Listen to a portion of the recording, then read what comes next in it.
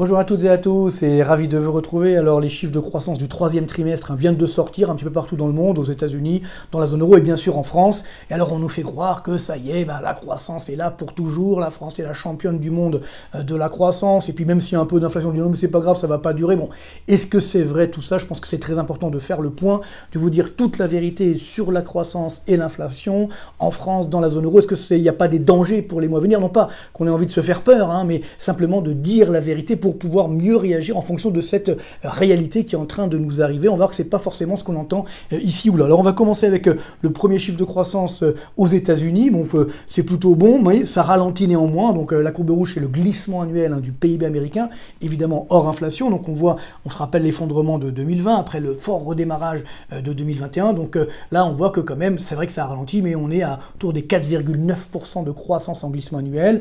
Bon, on n'est plus à 12%, mais c'est quand même plutôt pas mauvais, 4,9% de croissance. Si on regarde également la consommation des ménages et l'investissement des entreprises, qui sont les deux grands moteurs de la croissance par définition, là c'est aux États-Unis, tout à l'heure on verra pour la France, des bonnes performances encore. Si on regarde sur la consommation ici en rouge, on est à 7% de croissance en glissement annuel. C'est vrai qu'on était à 17% il y a le trimestre d'avant, mais bon, c'était un petit peu artificiel. Là on a un ralentissement, mais c'est quand même plutôt une bonne performance. Sur l'investissement d'entreprise, on voit c'est la courbe bleue, on reste autour des 9% de croissance à peu près. C'est plutôt pas mauvais, mais ça ralentit parce que on a des pénuries de matières premières, pénuries de main-d'œuvre également, on a de l'inflation qui augmente aussi, donc ça ralentit un petit peu la machine. Alors, quid maintenant de ce qui se passe chez nous en Europe? Chez nous aussi ça ralentit, et c'est vrai qu'il y a eu une mauvaise surprise, entre guillemets, puisque la locomotive actuelle de la zone euro, en l'occurrence l'Allemagne, ne fait plus une croissance forte, c'est ce qu'on voit ici. Là vous avez donc la variation du PIB allemand, en rouge c'est en variation trimestrielle, on est quasiment 2%, et en jaune on est en glissement annuel, donc là aussi on est à peu près autour des 2,5%. C'est un petit peu décevant effectivement, surtout que la France a fait mieux. Oui, donc tant mieux pour nous, bien entendu. Donc là on voit la croissance du PIB français. Alors donc on a plutôt une bonne performance, à peu près 3% de progression du PIB au troisième trimestre. C'est ici les petits bâtonnets bleus. Et en rouge, alors là aussi, on est tombé de 18,8% de glissement annuel. Bon, c'était l'effet après-pandémie, tout allait bien dans le meilleur des mondes. Et là, on retombe à 3,3%. Donc c'est vrai que c'est plutôt bon, ça donne une bonne performance. Mais attention, on est quand même en train de ralentir aujourd'hui. Et d'ailleurs, si on regarde maintenant, parce qu'on nous dit que la France est la meilleure performance du monde entier, on en est très très loin. Donc là, on a tous les chiffres pour l'instant du troisième trimestre. Alors pas pour tous les pays, voilà, les principaux pays, nous avons les chiffres. Alors pour l'instant, les premiers restent les États-Unis, 4,9% de croissance en glissement annuel, ça veut dire donc du troisième trimestre 2020 au troisième trimestre 2021. Si on prend la Chine, 4,8%, après on a l'Autriche également 4,8%, la Belgique, oui, qui est devant nous, encore, la France n'est pas encore là, la Suède, le Portugal, l'Italie, la zone euro, et on arrive enfin sur la France. Donc vous voyez qu'on est très très loin d'être champion du monde de la croissance.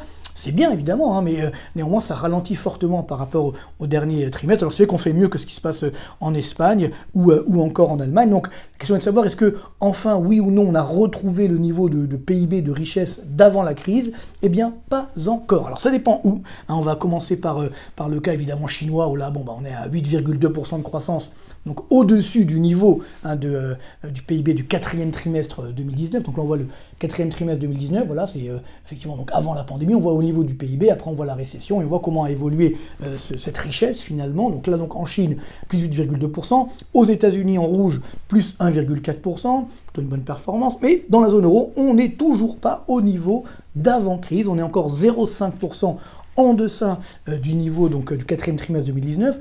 C'est pas dramatique, mais quand on se souvient, et on verra tout à l'heure d'ailleurs, tous les moyens qui ont été mis pour arriver à cela, donc on se rend bien compte que finalement on a utilisé beaucoup de cartouches pour pas grand chose. Et si on regarde maintenant, pour nous, les Français, nous non plus, on n'a pas encore retrouvé le niveau de PIB d'avant-crise. Alors on n'en est pas loin, Vous voyez, il manque plus que 0,1% donc pour retrouver le niveau du quatrième trimestre 2019. C'est pas grand chose.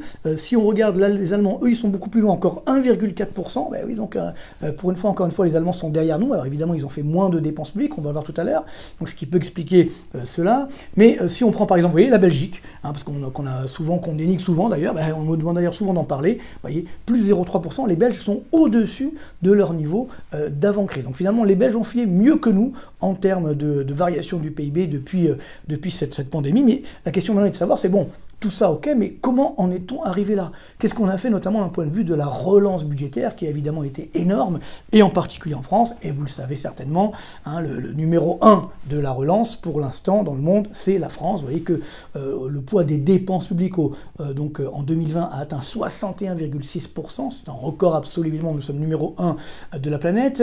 Il y a quelques petites îles dans le Pacifique qui font plus que nous, mais c'est pas évidemment, je dirais, représentatif. Et pour 2021, on sera également autour des 60%. Donc là, on a atteint un nouveau palier, hein, donc 60% de dépenses publiques par rapport à notre PIB. Donc quand on me dit que la France est un pays ultralibéral, finalement, je pense qu'il y a un petit problème de définition, hein, puisqu'on est très très loin d'être ultralibéral. On a effectivement relancé très fortement la machine. Dans le même temps, la dette publique a augmenté. On y sera d'ici la fin de l'année autour des 120% du PIB. Ça veut dire que par rapport au niveau de 2019, la dette publique par rapport au PIB a augmenté de 23 points.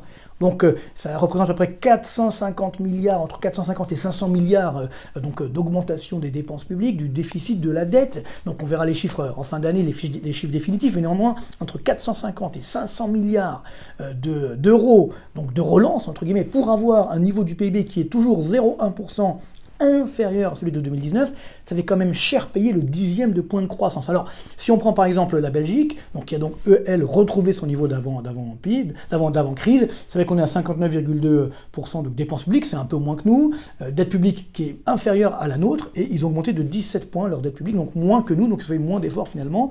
Si on prend la zone euro, bon, beaucoup moins de dépenses publiques, 53,8%, une dette publique en 2021 autour des 99-100% du PIB, une hausse de 15 points. Donc, vous voyez qu'encore une fois, on est loin de ce qu'a fait la France. Alors, si on prend par exemple le Danemark, parce que le Danemark c'était anciennement le pays qui avait les dépenses publiques les plus élevées par rapport au PIB en Europe, et donc là par contre vous voyez, ils sont à 53,4%, une dette publique à 40%, et ils ont même clairement aujourd'hui seulement une hausse de 2 points de leur dette publique par rapport au PIB, donc par rapport à 2019. Donc on voit que finalement les Danois, qui aussi sont sur le point de retrouver leur niveau de PIB d'avant-crise, on sont quand même loin de ce que nous avons fait nous.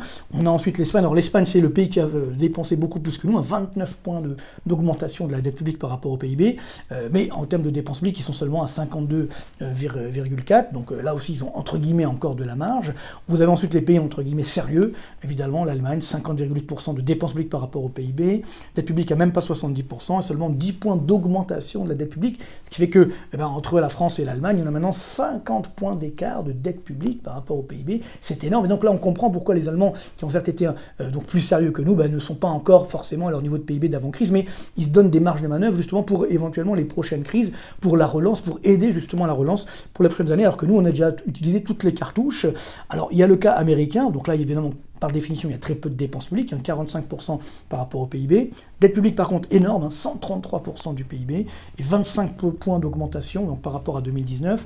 Donc là, bien entendu, on a le cas américain qui est particulier. Les Américains ont le dollar, ça reste la première économie mondiale derrière la Chine, si on enlève les différences de pouvoir d'achat, mais néanmoins, ça montre que on a là aussi une dette publique qui est très élevée, qu'il va falloir aussi, entre guillemets, faire le ménage. La Réserve fédérale américaine va devoir arrêter aussi sa planche à billets, mais bon, néanmoins, ils ont effacé déjà la crise en taux de chômage qui a 4,8%, taux de chômage de plein emploi, donc globalement c'est plutôt assez favorable, mais quand même on a mis des moyens énormes, et maintenant il faut calmer le jeu.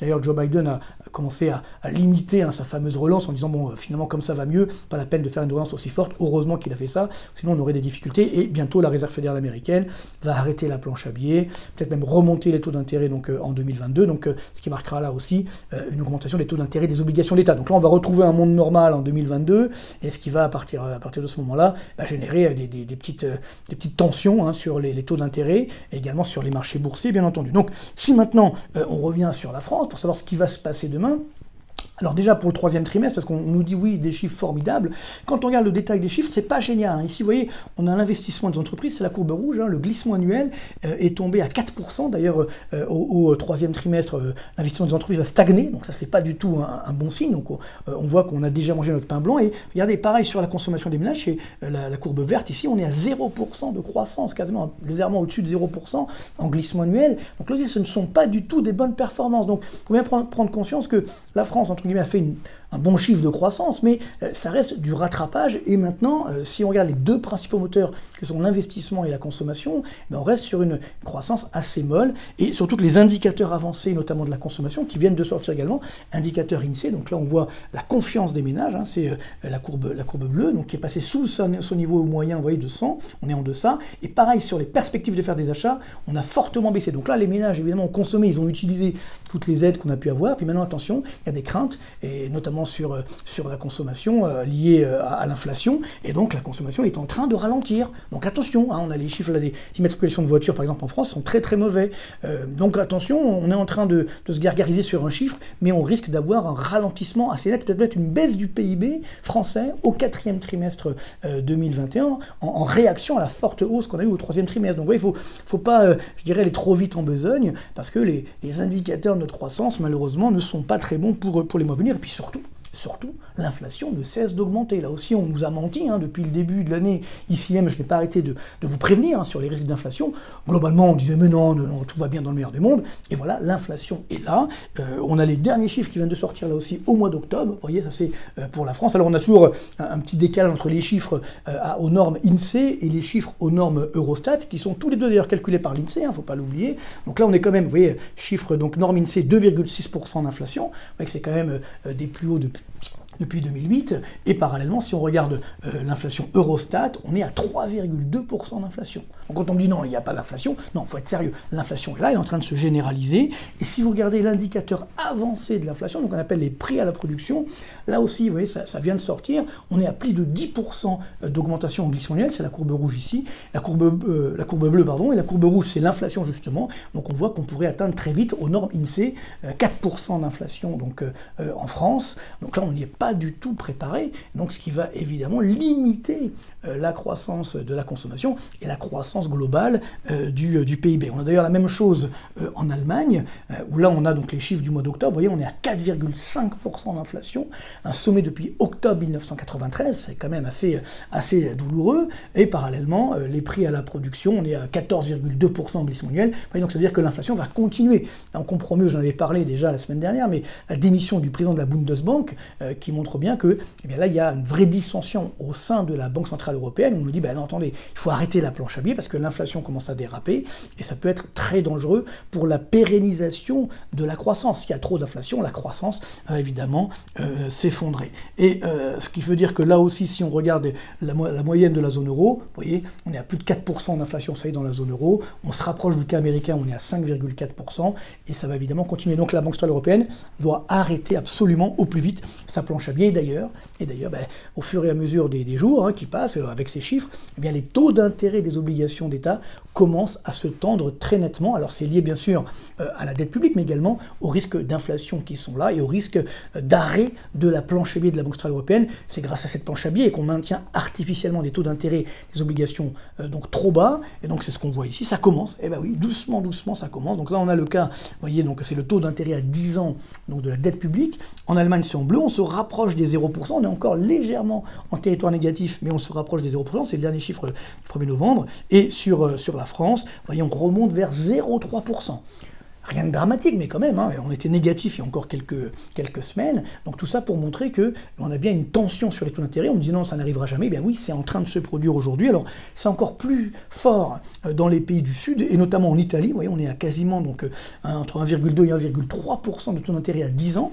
Bon, l'Espagne est autour des 0,6%, ça limite les dégâts, mais néanmoins, ça monte. Et parallèlement, là aussi, en Grèce, où justement on avait un mouvement artificiel, ça commence à se tendre très fortement. Vous voyez, on est à 1,3% de taux d'intérêt à 10 ans. Donc, bien sûr, on n'est pas sur des niveaux de 3 ou de 8 comme on avait en 2017. Et évidemment, pas à 35% comme on avait en 2011-2012.